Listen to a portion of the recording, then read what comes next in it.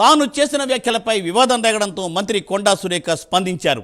ఇతర మంత్రుల తాను డబ్బులు తీసుకోనన్న మంత్రి కొండా సురేఖ వ్యాఖ్యలపై వివాదం చెలరేగింది. గత బీఆర్ఎస్ ప్రభుత్వ తీరును ఉద్దేశించి ఆ వ్యాఖ్యలు చేశాను అంటున్నారు కొండా సురేఖ. తన వ్యాఖ్యలను కొందరు వక్రీకరిస్తున్నారని ఆమె మండిపడుతున్నారు. కాంగ్రెస్ మంత్రులు అని తాను ఎక్కడా చెప్పలేదని అంటున్నారు. బీఆర్ఎస్ పెయిడ్ బ్యాచ్ ఈ రకమైన ప్రచారం చేస్తోందని విమర్శిస్తున్నారు కొండా సురేఖ. గత ప్రభుత్వంలో మంత్రులు పర్సంటేజీలు తీసుకున్నారని ఆరోపించారు. తనపై ఈ దుష్ప్రచారం ఆపకపోతే సైబర్ క్రైమ్కు ఫిర్యాదు చేస్తామని కొండా సురేఖ హెచ్చరిస్తున్నారు. దీనిపై హైదరాబాద్ నుండి అజీం ఎక్స్క్లూజివ్ ఫీల్డ్ రిపోర్ట్ అందిస్తారు. అజీం.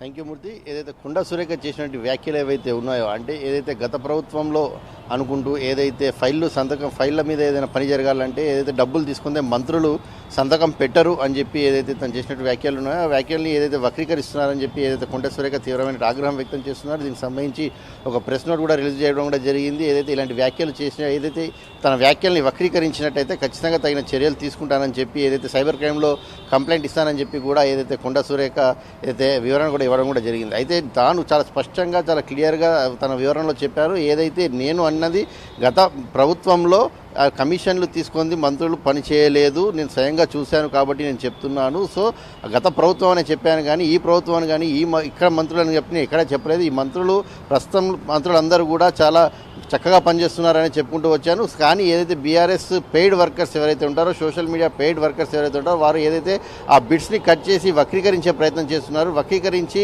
ఇలాంటి ఏదైతే ఆ దుష్ప్రచారానికి దిగుతున్నారని చెప్పి కూడా ఏదైతే కొండా సురేఖ వ్యాఖ్యానించారు. అయితే కొండా సురేఖ చేసినటువంటి కామెంట్స్పై అటు బీఆర్ఎస్ వర్కింగ్ ప్రెసిడెంట్ అయినటువంటి కేటీఆర్ ఏదైతే ఒక ట్వీట్ చేశారో, ట్వీట్లో కొండా సురేఖను అభినందిస్తున్నా ఇప్పటికైనా నిజం చెప్పినందుకు. సో ఇంకెవరైనా మంత్రులు ఉన్నాయో వారి పేర్లు కూడా బయట పెట్టాలని చెప్పి కూడా ఏదైతే కేటీఆర్ మాట్లాడడం కూడా జరిగింది. అలాగే ఏదైతే రేవంత్ రెడ్డి, రాహుల్ గాంధీ కూడా దీనికి సమాధానం చెప్పాలి, దీనిపై ఎంక్వైరీ చేయించగలరా అని చెప్పి కూడా ఏదైతే ఒక ప్రశ్న కూడా వేశారు. ఇప్పటికే ప్రభుత్వంపై 30% కమిషన్ల ప్రభుత్వం అని చెప్పి నేరుగా సచివాలయంలోనే కాంట్రాక్టర్లు ధర్నాకు దిగినటువంటి పరిస్థితి మనకు కనిపించింది అని చెప్పి, కాంట్రాక్టర్లు నేరుగా కమిషన్లు ఇస్తే తప్ప ఇక్కడ పని జరగలేదు ఏదైతే జరగడం అని చెప్పి కూడా విమర్శలు చేసినటువంటి పరిస్థితిని కూడా ఏదైతే కేటీఆర్ గుర్తు చేసుకుంటూ కొండా సురేఖ కామెంట్స్పై ఇలాంటి కామెంట్స్ కూడా చేసుకుంటూ వచ్చారు. సో ఇక బీజేపీ సైతం ఏదైతే కొండా సురేఖ వ్యాఖ్యలపై తీవ్రమైనటువంటి ఆగ్రహాన్ని వ్యక్తం చేసింది.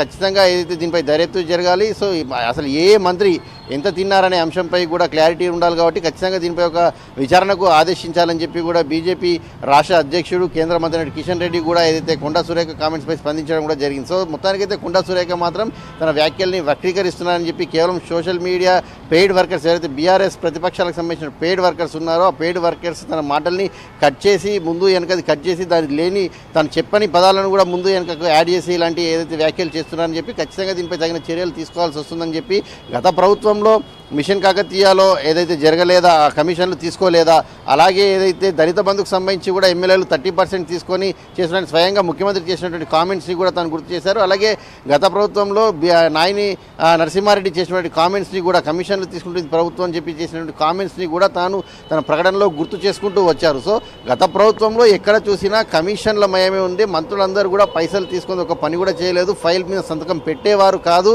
అని తాను చెప్పుకుంటూ వచ్చాను. కానీ ఈ ప్రభుత్వంలో అలాంటి పరిస్థితి లేదు, పైసలు తీసుకోరు, కేవలం అభివృద్ధి కోసం మాత్రమే పనులు చేస్తున్నాము, సో అభివృద్ధి వైపే ఉంటున్నామని చెప్పి చేసినటువంటి వ్యాఖ్యల్ని పూర్తిగా వక్రీకరించి దుష్ప్రచారం చేస్తున్నారని చెప్పి కొండా సురేఖ అయితే తీవ్రంగా ఫైర్ అవుతున్నారు. దీనిపై కాంగ్రెస్ పార్టీకి సంబంధించిన నేతలు కూడా ఏదైతే మంత్రి చేసినటువంటి వ్యాఖ్యల్ని తప్పుదో పట్టిస్తున్నారు, వక్రీకరిస్తున్నారని చెప్పి కూడా మాట్లాడుతున్నారు. సో ఇలాంటి దుష్ప్రచారం ఇంకా కంటిన్యూ చేస్తే మాత్రం ఖచ్చితంగా వారిపై తగిన చర్యలు తీసుకుంటాము, వారిపై సోషల్ మీడియాలో ఏదైతే సైబర్ క్రైమ్లో కూడా వారిపై కంప్లైంట్ ఇస్తానని చెప్పి కూడా ఏదైతే కొండా సురేఖ చెప్పుకుంటూ వచ్చారు. సో ఇకనైనా సరే ఇలాంటి కామెంట్స్ని ఆపాలని చెప్పి కూడా తాను ఏదైతే సీరియస్గా ఏదైతే తన ఏదైతే ప్రతిపక్షాలకు కౌంటర్ ఇచ్చారని కూడా చెప్పుకోవచ్చు. అయితే ప్రతిపక్షాలు మాత్రం దీనిపై తీవ్రంగా ఫైర్ అవుతున్నాయి. మరి ఖచ్చితంగా దీనిపై ఒక విచారణ జరగాలి. సో ఏదైతే కొండా సురేఖ చాలా స్పష్టంగా ఒప్పుకున్నారు, ఇంకెవరి పేర్లు ఉన్నాయో వారి పేరు కూడా బయట పెట్టాల్సిన అవసరం ఉందని చెప్పి ఒకవైపు బీఆర్ఎస్ చెప్తుంటే మరోవైపు బీజేపీ మాత్రం ఏ మంత్రులు ఎంత కమిషన్ తీసుకున్నారో బయటికి రావాలి కాబట్టి ఖచ్చితంగా దీనిపై ఒక విచారణ చేయాలని చెప్పి కూడా ఏదైతే ప్రతిపక్షాలు అటు కొండా సురేఖ చేసినటువంటి కామెంట్స్పై అయితే